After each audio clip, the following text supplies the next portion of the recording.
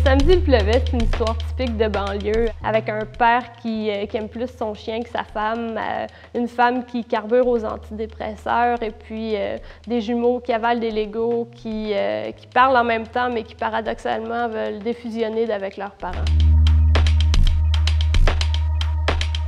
L'écriture de cette pièce-là est née parce que je suis une fille du 450, j'ai grandi sur la Rive-Sud, puis quand j'ai quitté la Rive-Sud, je voulais dans le fond faire une pièce qui s'en moquerait un peu, avec un regard un peu ironique, mais en même temps que ça donne quelque chose de rigolo sur scène. Puis en cours d'écriture, je me suis rendu compte que ma vision de la banlieue était beaucoup plus cynique,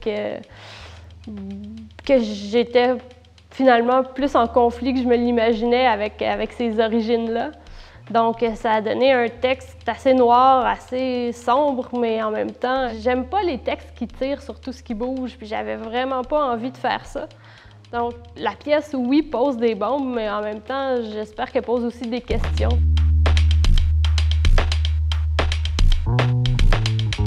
Il y a une réplique de la pièce que j'affectionne particulièrement, puis c'est Julie, la mère, qui l'a dit. En fait, elle dit « Je rêve du jour où mes enfants percuteraient un poteau en roulant sans permis de conduire sur une autoroute à l'heure de pointe. » Ce qui me parle le plus dans la réplique, en fait, c'est que pour le personnage, la seule façon qu'elle pense pouvoir se rapprocher de ses enfants, c'est par le drame.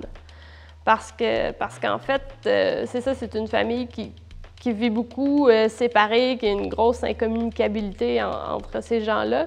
Mais en même temps, c'est pas parce qu'ils se soucient pas les uns des autres, mais bien parce qu'ils sont juste incapables de communiquer. Donc, de façon très, très, très maladroite, ces êtres-là s'aiment puis s'apprécient quand même. Puis c'est aussi un message que je voulais passer à travers l'écriture de ce texte-là.